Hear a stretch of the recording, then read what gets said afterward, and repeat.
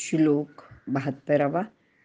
एषा ब्राह्मी स्थितिः पार्थ नैनां प्राप्य विमुह्यति स्थित्वा सा स्यामन्तकालेऽपि ब्रह्मनिर्वाणमृच्छति. अर्थ: हे अर्जुना, हीच ब्रह्माला प्राप्त झालेल्या पुरुषाची स्थिती आहे. हिला प्राप्त झाल्यानंतर कोणीही मोहित होत नाही. अंतकाली सुद्धा या स्थितीत राहून तो ब्रह्मनिर्वाणालाच प्राप्त होतो. विवरण: निष्काम, निर्मम, निस्पृह, निरहंकार अवस्था प्राप्त करून घेतल्यानंतर जी शांती मिळते तीच म्हणजे ब्राह्मी स्थिती होय. ब्राह्मी म्हणजे ब्रह्माची स्थिती. ज्याला म्हणजे ब्रह्माला अहंकार, इच्छा, मोह, ममत्व काहीच नसते. म्हणजेच मग योग्याची स्थितीसुद्धा ब्रह्माप्रमाणेच शुद्ध होते. असे झाल्यावर ब्रह्मामध्ये विलीन होण्यास कोणतीच अडचण उरत नाही. जे चिद्रूपी मिळता देहांतीची व्याकुळता आड ठाको न सके चित्ता प्राज्ञा जया, असं ज्ञानदेव सांगतात. चिद्रूपी मिळताना म्हणजेच विदेह किंवा कैवल्याचे वेळी त्याचे चित्ताला देहत्यागाचे वेळी होणारे कष्ट, यातना प्रतिबंध करत नाहीत. एकदा ब्रह्मामध्ये विलीन झाले की त्यापासून तो वेगळा राहत नाही. दोन समान पदार्थ एकत्र केले तर ते पुन्हा वेगळे करता येत नाहीत. अगदी त्याचप्रमाणे ब्रह्मा इतका तो शुद्ध झालेला योगी ब्रह्मामध्ये पूर्णतया विलीनच होऊन जातो. यालाच ब्रह्मनिर्वाण असे म्हटले आहे. ती आदर्श स्थिती आहे. निर्वाण शब्दाचे अर्थ पुढील प्रमाणे आहेत: संयोग पावणे, विलीन होणे, संपणे, विझणे. येथे एक लक्षात घ्यायला हवे की माणूस मेला तरी तो संपत नाही. मरताना त्याचा प्राणमय कोश अन्नमय कोशाला म्हणजे देहाला फक्त सोडून जातो व दुसऱ्या अन्नमय कोशात अवतीर्ण होतो. प्राणमय कोशात मनोमय, विज्ञानमय, आनंदमय असे कोश असतात.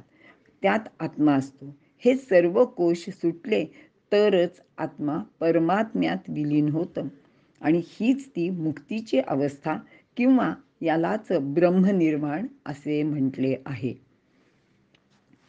अर्थातच तो ब्रह्माप्रमाणे सर्व शक्तिमान होतो. या सर्व ब्राह्मी स्थितीचे कौतुक भगवंत रणांगणावर अर्जुनाला सांगत आहेत. कारण ब्रह्म हे कोणालाही ठार मारण्यास बिचकत नाही. विश्वाचा अंत त्याचे आज्ञेनुसारच होतो. ज्याची वेळ भरली त्याला मारण्याचे काम काळ करत असतो. ते त्याचे आज्ञेनुसार मियाची नियमिला साता काळू ग्रासितसे भूता, असं ज्ञानदेव वर्णन करतात. यामध्ये देवांचा राजा इंद्र, ब्रह्मदेव, विष्णू सर्व, याच काय ज्यांना आपण अवतार किंवा देव असे म्हणतो, त्या सर्वांचा यात समावेश आहे. कठोपनिषदात या संबंधी एक गोष्ट सांगितली आहे. विष्णूने हिरण्यकश्यपूला ठार करण्यासाठी नरसिंहाचे रूप घेतले. त्यांनी त्याला ठार केले. खरे तर त्याचे अवतार कार्य संपले होते. त्याबरोबर त्याचे आयुष्य संपायला हवे होते. तो विष्णूचा अवतार होता म्हणून सामान्यांप्रमाणे त्याला ठार न मारता शिवाने वीरभद्राबरोबर त्याला निरोप पाठविला की आता तू देह सोड, तुझं कार्य संपलेलं आहे. पण नरसिंहाला अहंकार निर्माण झाला. कारण एक लक्षात घ्यायला पाहिजे की इथे त्याचा देह पशु आणि नर असा आहे. त्यातही डोके पशुचे म्हणजे सिंहाचे आहे. म्हणून त्या देहाप्रमाणे तो वागला.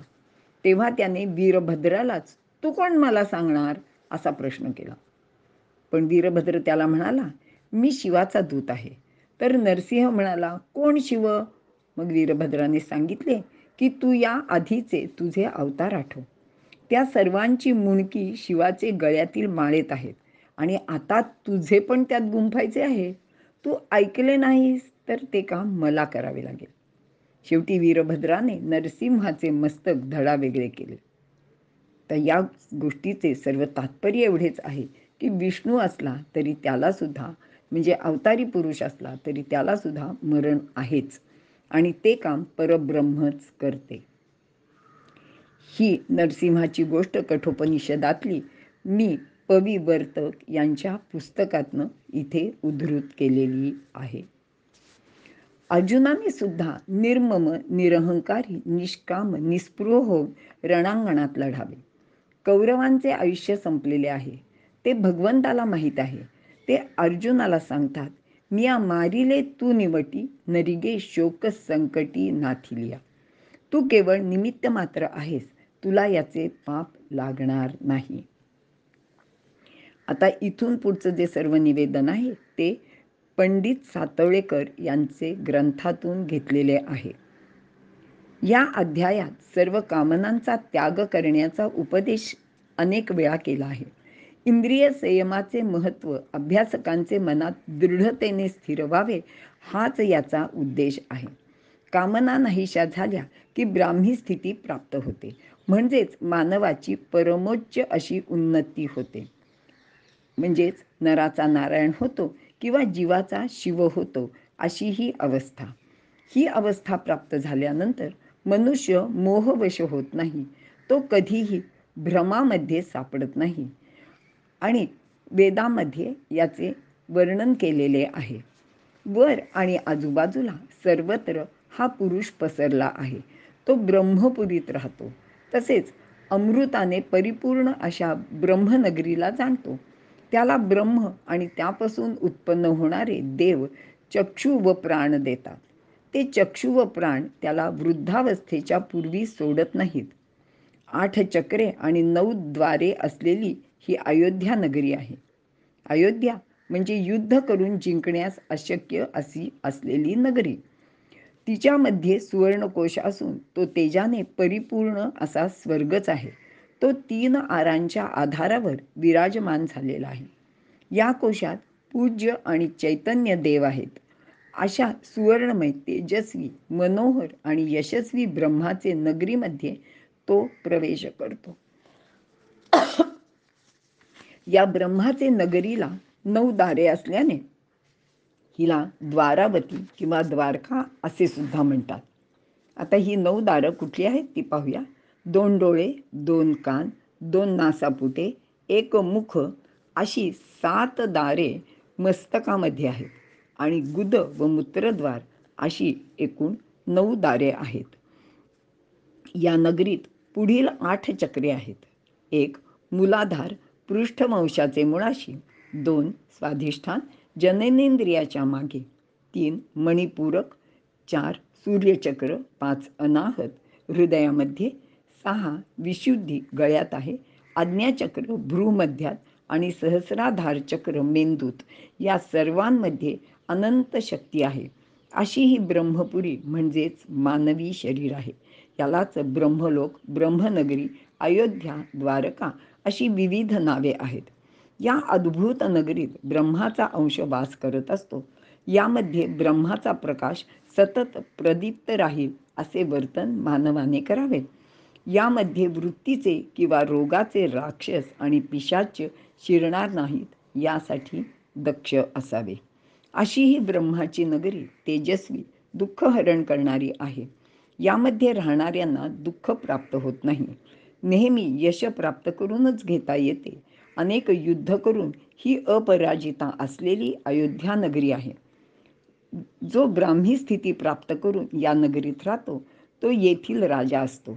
मात्र अनेक लोक या नगरीत गुलाम वृत्तीने दासभावाने वागतात आणि परशासनाचा अवजड जोखड मान वाकून सहन करीत असतात.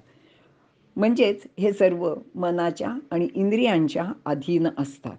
पण येथे कोणी दास होऊन राहू नये. प्रत्येकाने या दिव्य नगरीचा सम्राट व्हावे, असे संदेश वेद आणि गीता आपल्याला देते.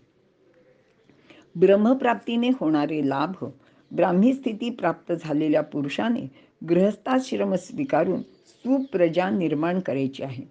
ब्रह्माचे कृपेने प्राप्त झालेले संतान हे श्रेष्ठ दर्जाच्या आत्माच पोटी येणारे असते. ब्रह्माचे प्रसन्नतेमुळे प्राणाची प्राप्ती होते. प्राण म्हणजेच स्वाधीनता, ते आपल्या अधीन ठेवणे म्हणजे निरोगी दीर्घायुष्याची प्राप्ती. ज्या दीर्घायुष्यामुळे तो विशेष कार्य करून सामान्य लोकांचा मार्गदर्शक होईल, असे आयुष्य तो जगत राहतो. आदर्श जीवन व्यतीत करतो. आणि तिसरा लाभ चक्षुची प्राप्ती होते. चक्षु म्हणजे फक्त 2 डोळे किंवा नेत्र नव्हेत, तर चक्षु म्हणजे दिव्य दृष्टी. तसेच चक्षु म्हणजे नेत्रादी सर्व इंद्रिये उत्तम स्थितीत प्राप्त होतात. या सर्व गोष्टी पुढील मंत्रात दिलेल्या आहेत. न वै तं चक्षुर्जहाति न प्राणो जरसः पुरा पुरं यो ब्रह्मणो वेद यस्या पुरुष उच्यते. तर गीतेने उत्तम पुरुष असण्यासाठी कामान विहाय निस्पृहा चरती असे सांगितले आहे. ओम तत्सदिति श्रीमद्भगवद्गीतासु उपनिषत्सु ब्रह्मविद्यायां योगशास्त्रे श्रीकृष्णार्जुनसंवादे सांख्ययोगो नाम द्वितीयोऽध्यायः. याप्रमाणे श्रीमद्भगवद्गीतारूपी उपनिषदात सांगितलेल्या ब्रह्मविद्येतील श्रीकृष्ण अर्जुन यांच्या योगशास्त्रविषयक संवादातील सांख्ययोग नावाचा दुसरा अध्याय इथे समाप्त होत आहे. या दुसऱ्या अध्यायाचे नाव सांख्ययोग असे आहे. या अध्यायाच्या 39व्या श्लोकाप्रमाणे सांख्य सिद्धांताचे वर्णन केले आहे. यानंतर योगमत, स्थितप्रज्ञाचे लक्षण व ब्राह्मी स्थिती याचे वर्णन आहे. या अध्यायातील जास्त श्लोक किंवा पुष्कळसा भाग सांख्यमताचे प्रतिपादन करणारे आहेत, म्हणून हा सांख्ययोग. शिवाय यात सांख्यमत व योगमत अशी दोन्ही मते आहेत, म्हणून एकत्रित असे सांख्ययोग असे नाव दिले आहे. या दोन्हीचा एकत्रित विचार केला तर या दोन मार्गात फारसे अंतर नाही. एकम सांख्यैच योगैच यः पश्यति स पश्यति. ही दोन मते भिन्न किंवा पृथक आहेत असे अज्ञानी लोक मानतात, पण ज्ञानी लोक तसे मानत नाहीत. कारण या दोन्हीपैकी एकाचे आचरण केले तरी दोन्हीचे फल प्राप्त होते. म्हणून सांख्य व योग एक आहेत असे जो पाहतो किंवा मानतो तोच योग्य रीतीने पाहतो. असा हा सांख्ययोगाचा दुसरा अध्याय आहे. इथे थांबूया. धन्यवाद.